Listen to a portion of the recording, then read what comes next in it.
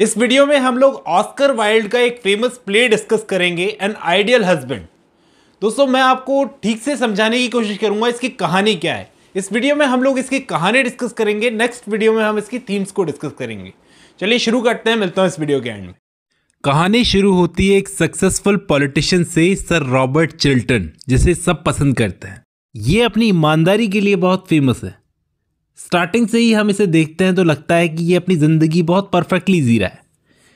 खुद सक्सेसफुल है, रेपुटेशन है, शादीशुदा ज़िंदगी में भी खुशी है, कोई प्रॉब्लम है नहीं। इसकी वाइफ का नाम है लेडी चिल्टन। इन्होंने अपने घर में एक पार्टी ऑर्गेनाइज की है। बहुत ही एलिगेंट से ड्राइंग रूम में पार्टी चल रही है और मेहमानों में भी बहुत हाई सोसाइटी के लोग शामिल थे, जैसे मिसेस मार्चमोंट, लेडी बेसिल्डन जो ब्यूटीफुल भी हैं और सोशलिस्ट भी।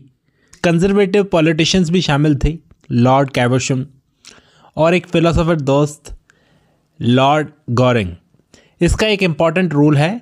तो पार्टी में सोशलिस्ट पॉलिटिशियंस दोनों शामिल थे, फिलोसोफर्स भी थे, एक फिलोसोफर भी था।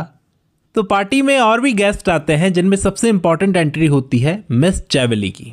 इनसे पार्टी के होस्ट सर रॉबर्ट मिलते हैं, जो पॉलिटिशियन है, सक्सेसफुल पॉलिटिशियन जिन्होंने पार्टी दी है। चैवली कुछ पॉलिटिकल बातें करती है, अपना थोड़ा सा मिस्टीरियस चार्म दिखाती है।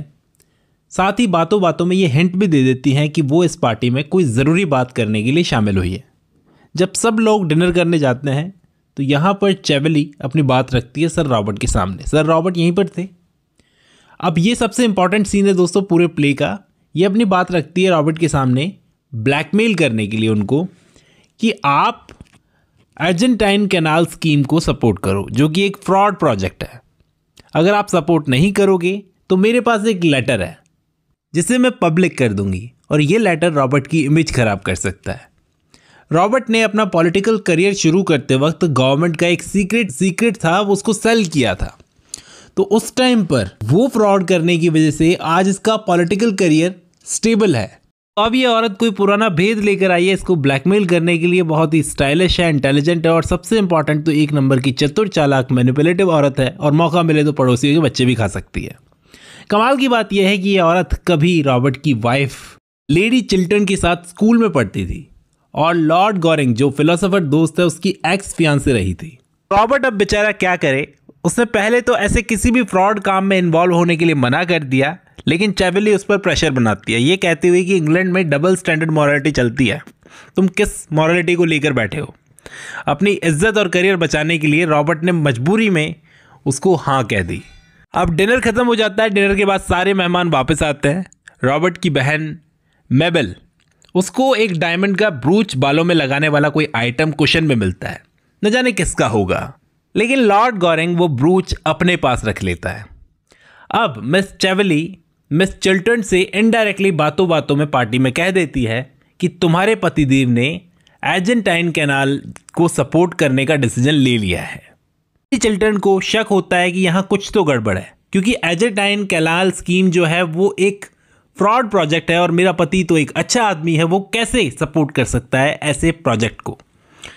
वो पूछती है रॉबर्ट से, तो रॉबर्ट समझाने की कोशिश करता है कि मैं क्यों इसको सपोर्ट कर रहा हूँ, लेकिन लेडी कुछ सुनने को तैयार नहीं होती। उसकी वाइफ उसकी कोई बात सुनने को तैयार नहीं होती।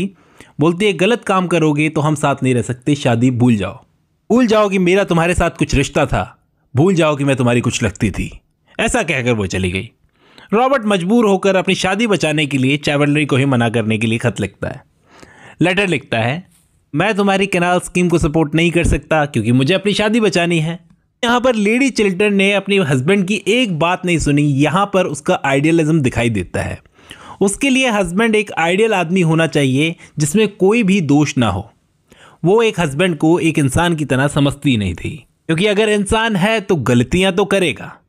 अब रॉबर्ट अपने फिलोसोफर दोस्त लॉर्ड गॉरिंग से मदद मांगता है कि फंस गया हूं, कोई तो रास्ता सुझा। गॉरिंग बोलता है कि बीवी को सच बता दे, माफ़ी मांग ले।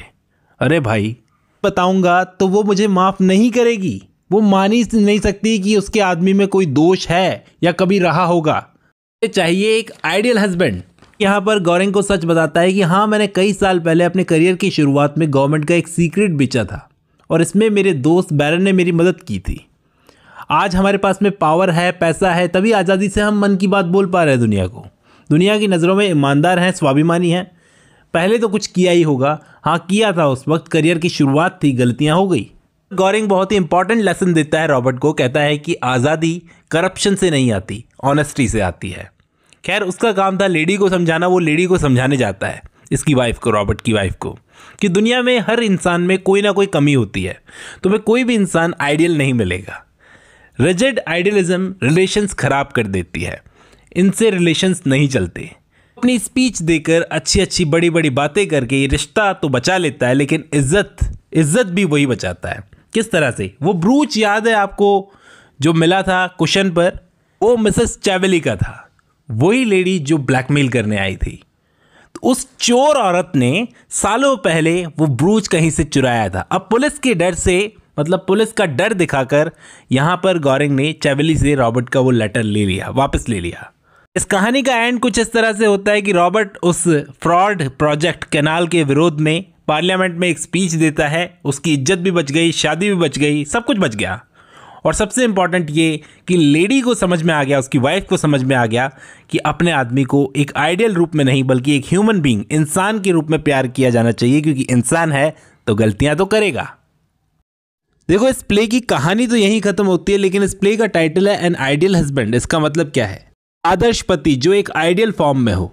इसलिए ये बिल्कुल सरप्राइज की बात नहीं है कि ये प्ले काफ़ी हद तक इस बात के आसपास घूमता है कि आइडियल हस्बैंड होने का मतलब क्या है और शादी का मतलब क्या है।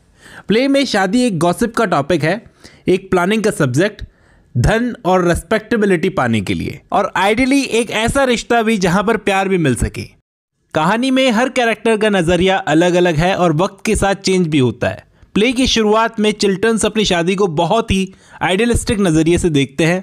दोनों एक दूसरे को फ्लॉलेस, यानी दोनों में कोई कमी ना हो ऐसा समझते हैं।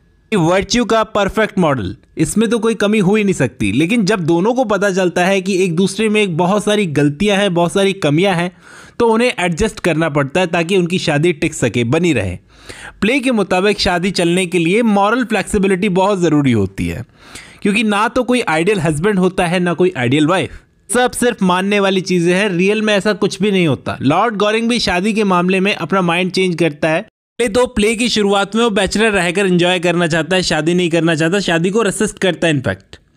लेकिन एक्ट 4 में जाकर अचानक वो मेबल को प्रपोज कर देता है। मेबल खुद ये कहती है कि वो लॉर्ड गॉरिंग की रियल वाइफ बनना चाहती है। रियल वाइफ का क्या मतलब है? ना तो कोई आइडियलिस्टिक ना कोई अनरियलिस्टिक कंस्ट्रक्ट बनना चाहती है, बल्कि एक रियल वाइफ बनना चाहती है जिसमें गलतियां हैं, वो गलतियां करती है, तुम भी करते हो।